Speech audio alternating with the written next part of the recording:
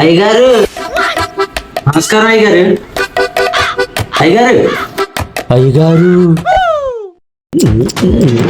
అయ్యగారు అయ్యగారు అయ్యగారు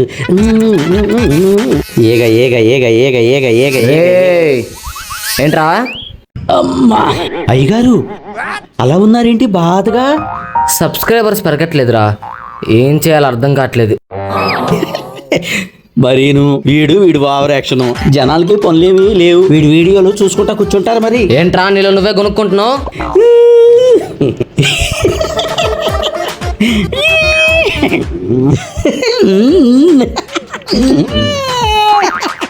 ఎంత బాధ వచ్చిందండి.